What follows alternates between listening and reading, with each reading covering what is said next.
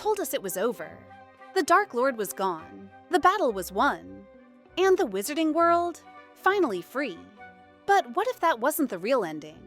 What if the final chapter of Deathly Hallows was just the beginning of a much darker, more complicated story? One filled with trauma, regret, secrets, and quiet battles no one ever talked about? Because while Hogwarts was rebuilt, some lives never were. Harry, Hermione, Ron, they didn't ride off into the sunset. They carried scars no spell could heal. They tried to move on, but some of them never really did. And what happened to Draco? To Neville? To the Ministry? To Hogwarts itself? What if I told you? The war may have ended, but the price of peace was far higher than we thought. This is life after the Deathly Hallows, and the story you're about to hear changes everything. To the outside world, Harry Potter had it all. He defeated the Dark Lord, saved the wizarding world, married Ginny Weasley, became a celebrated Auror. But that's just the version the wizarding world wanted to believe, because behind the headlines was a man unraveling. After the Battle of Hogwarts, Harry didn't feel victorious. He felt empty. The war had taken too much. Friends, innocence, peace of mind. And when the dust settled, he realized something terrifying. He didn't know who he was without the fight. His entire identity had been wrapped around survival, around being the chosen one, around running toward danger when everyone else ran away. But now there was no more danger, no more prophecy, no more mission, just silence. And in that silence, the nightmares came.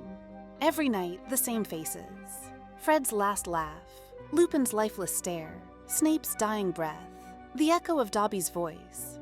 Even years later, he would wake up in cold sweats, gripping his wand like a lifeline. The Ministry fast-tracked him into the Auror office, turning him into a symbol of hope. But Harry wasn't interested in being a hero anymore. He wasn't chasing justice. He was just trying to feel something again. And he wasn't the only one who noticed. Ginny tried to support him, but how do you comfort someone who doesn't even know what they're mourning? Harry didn't talk about the war. Not really. He just bottled it all up, until it leaked out in small ways. Short temper, restless nights, long stares into the fireplace. Even among friends, he felt alone. He tried therapy, muggle and magical. He tried taking breaks from the Auror work, even considered leaving London altogether. But nothing stuck. Because no matter where he went, the past followed. And the truth is, Harry never stopped being a soldier. The war ended on paper, but in his mind, he was still in the trenches, still waiting for the next battle, still looking over his shoulder for something that wasn't there anymore. It took him years to admit it. He had trauma, deep, layered trauma, and not even magic could fix it. But he kept going. For Ginny, for his kids, for the people who couldn't. He became the kind of father he never had, a fiercely loyal friend, a quiet protector of peace. But that part of him, the boy who lived in a cupboard, the teen who walked into death, the man who buried too many, never really left. And maybe it never will. But while Harry tried to heal, someone else was already rebuilding what Voldemort tried to destroy. And her name was Hermione Granger. While Harry struggled to move forward, Hermione charged into the future. But not in the way anyone expected. Everyone assumed she'd become Minister for Magic, or at least take a high-ranking job at the Ministry. After all, she was the smartest witch of her age, the brains behind the Battle of Hogwarts, and a war hero in her own right. And for a while, she did just that. Hermione started at the Department for the Regulation and Control of Magical Creatures, determined to fight for the rights of house elves and non-human beings. She quickly climbed the ranks, moved into magical law enforcement, and even helped rewrite entire sections of wizarding law. But something about the Ministry didn't sit right with her. She saw the cracks in the system, the old bloodlines still pulling strings, the subtle prejudice against Muggle-born still lingering in back rooms and policy decisions. The very system they fought to save was quietly protecting the people they fought against. And Hermione wasn't about to play along. Behind the scenes, she pushed for radical reform. Equal treatment for all magical beings, transparency in government, accountability for those who supported Voldemort, even if they weren't branded with the dark mark. She was fearless, unapologetic. Some even said she was too outspoken. There were rumors she was threatened by former Ministry officials, that she once walked out of a major meeting, slamming a copy of the Daily Prophet on the table and saying, "This is exactly what we fought against." At one point, Hermione even considered leaving the magical world entirely. According to some close to her, she thought about moving to the Muggle world, teaching, writing, maybe even activism. But in the end, she stayed. Not because the system was perfect, but because she couldn't stand to watch it stay broken. And while the wizarding world praised Harry as the hero, Hermione was doing something even harder, fixing a world still broken by centuries of blood, fear, and silence. And yet, behind all that strength, she was still healing too. She never forgot the pain of losing friends, the helplessness of watching Ron almost die during the Horcrux hunt, the weight of being the glue that held their trio together. But she carried that weight like she always had, with purpose. And while Hermione rebuilt the system, Ron was fighting a very different battle. How do you live in the shadow of two legends? Ron Weasley saved the wizarding world too, but you wouldn't know it by the way people talked. In every book, every article, every post-war headline, it was always Harry and Hermione, the boy who lived, the brightest witch, and then Ron, the best friend, the comic relief, the sidekick. But here's what they never tell you. Ron wasn't just fighting Death Eaters. He was fighting the feeling that he didn't matter. Even during the Horcrux hunt, that doubt nearly broke him. And after the war, it didn't just disappear, it grew louder. At first, he tried the same path as Harry, joined the Auror office. It made sense. They had always been a team. But while Harry felt tortured, Ron felt invisible. He wasn't the chosen one. He wasn't rewriting magical law. He was just Ron, the youngest Weasley son. A war hero no one really asked about. And then came Fred's death. No one took it harder than Ron. George was shattered, of course, but Ron felt it like a missing piece of himself.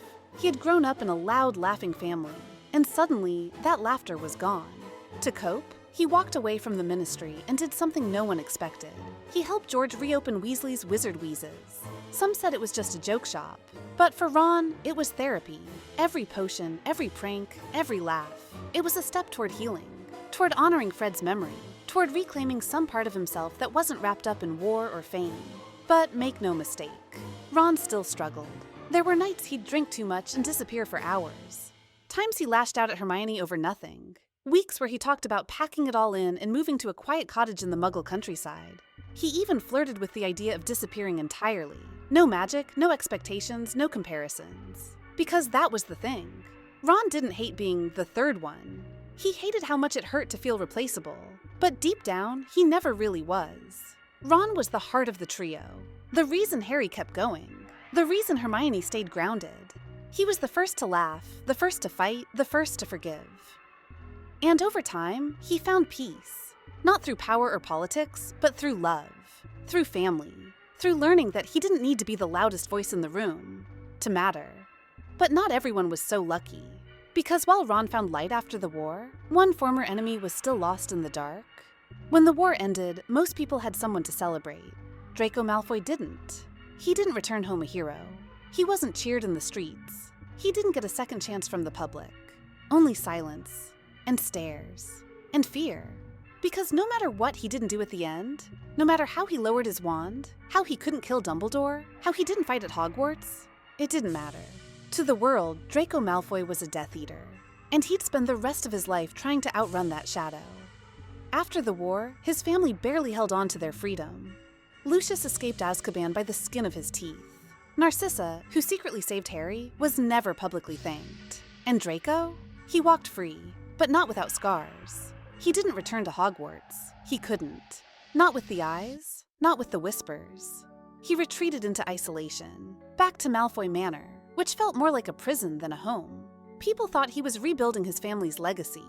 But rumor had it, Draco was falling apart. Some say he spent years obsessed with dark artifacts, trying to understand how his family fell so far. Others claim he tried to undo his past, pouring money into charities and quietly funding orphanages for war-affected children. But redemption doesn't come easy when your name is Malfoy. The Ministry kept him at arm's length. Most of the wizarding world wanted nothing to do with him. Even former classmates avoided him in public. And Draco felt it. There were reports he tried to leave the country, Argentina, maybe France, anywhere the Malfoy name meant less. But something always pulled him back. By the time he married Astoria Greengrass, it seemed like maybe, just maybe, he was finding peace. But then, tragedy struck again. Astoria's health began to fail. And for Draco, who had watched so many people die, who had spent a lifetime trying to escape guilt. It felt like the world was punishing him all over again. He poured everything into his son, Scorpius, determined to raise him better, softer, kinder, to break the cycle of pure blood pride, hate, and fear. And in that way, Draco did redeem himself, not through public speeches or grand gestures, but through quiet defiance, through refusing to let his son become what he once was.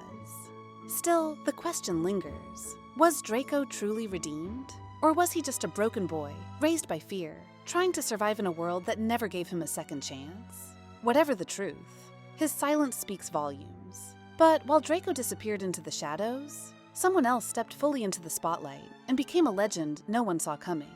Nobody expected Neville Longbottom to survive the war, let alone become a legend. In the early days at Hogwarts, he was the punchline. Clumsy, forgetful, always a few spells behind. Teachers pitied him, students teased him. Even he didn't believe he belonged at the famous school for witches and wizards. But war has a way of showing you who you really are. And when it mattered most, Neville stood up. He led the underground resistance inside Hogwarts when the Death Eaters took control. He defied Snape, fought the Carrows, and kept the spirit of Dumbledore's army alive when everyone else was too afraid. And when the time came, he didn't hesitate. He drew the sword of Gryffindor. He faced Voldemort, and he destroyed the final Horcrux. Without Neville, the war wouldn't have ended. And yet, even after all that, he didn't chase fame. He didn't write a book. He didn't sit in interviews or pose for portraits in the Daily Prophet. Neville just went back to where it all began. Hogwarts. But this time, not as a student, as a professor. He became the herbology teacher, the very subject he once struggled with. But he taught it with passion, with fire, with a quiet strength that earned him the respect of every student who walked through his door. They say the new generation fears two teachers at Hogwarts, McGonagall and Neville. Because while he's kind, he's also the one who reminds them. Heroes don't always look like Harry Potter. Some say he was even offered the headmaster position and turned it down.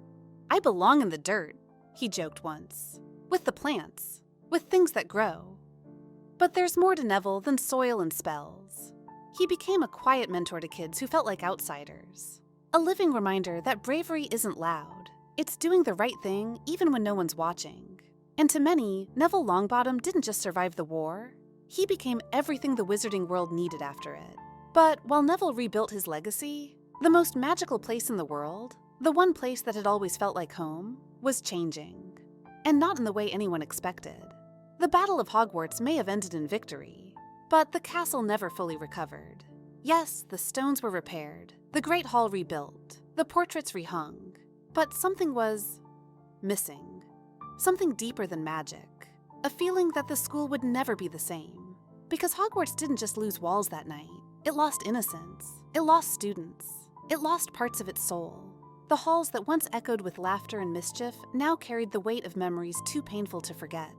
Entire corridors became quiet tributes to the fallen. Memorials carved into the walls. Names whispered like spells no one dared speak aloud.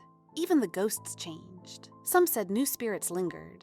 Ones who had fallen in the war and never moved on.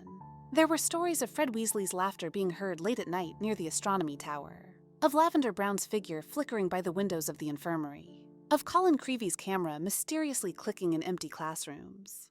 Most chalked it up to myth, but anyone who really knew Hogwarts knew it was grief. The castle itself was mourning, and so were the people inside it. Professors taught with heavier hearts. Students walked more carefully. The Sorting Hat, once cheeky and loud, now took longer to place first years, almost as if it was second-guessing every choice. Even Quidditch, once the lifeblood of House Pride, felt different. Less about glory, more about escape. And then came the surprise. The new headmaster. When McGonagall stepped down, many assumed the role would go to someone traditional. A seasoned academic, a ministry favorite. But no one expected who took the seat. A former rebel, a battle-scarred veteran of Dumbledore's army. Someone who had once carved hope into the walls of the Room of Requirement when the world was falling apart. Their appointment sent shockwaves through the wizarding community. Some cheered, others protested. But one thing was clear. Hogwarts was no longer just a school. It had become a symbol of survival, of scars, of change. But outside those castle walls, a darker truth was unfolding. Because while the world celebrated peace, the Ministry was hiding something. After the war, the wizarding world wanted one thing: order. And the Ministry of Magic was quick to promise it. New policies, new leadership, public trials. They claimed to be transparent, just reformed. But beneath the polished press releases and staged handshakes, something darker was brewing. Because not everything was as clean-cut as they wanted the world to believe. Whispers started surfacing. Rumors of secret tribunals, quiet pardons, and backdoor deals with former Death Eaters who had cooperated during the war. Some of Voldemort's wealthiest supporters managed to keep their vaults at Gringotts. Others mysteriously avoided prison altogether. And the ones who were locked up, many didn't stay there long. Officially, the Ministry blamed it on lack of evidence. Unofficially, it was politics. They needed stability. They needed the old money. And they needed the public to believe things were better. So instead of purging the old system, they buried it. Beneath new laws, revised history, and a public too tired to keep fighting. Even Harry was used as a symbol. The boy who lived became the boy who worked. Paraded in front of reporters, sent on missions that looked more like photo ops than real reform. His face on posters, his story sanitized. And Harry knew it. There were moments, brief but visible, where you could see it in his eyes. That he didn't sign up for this. That the war he fought might not have changed as much as he thought. Hermione tried to push back. She called out loopholes in legislation, challenged appointments, demanded accountability, but even she hit walls, bureaucratic and otherwise. Some insiders claim she threatened to go public with what she found, and was warned not to. Loudly. The truth? The Ministry didn't need justice. It needed control. And for the survivors of the war, that realization hurt more than any curse. Because what was the point of fighting evil? If you let it slip back in through the front door wearing a different face? Still, the public moved on. People got jobs, started families, rebuilt.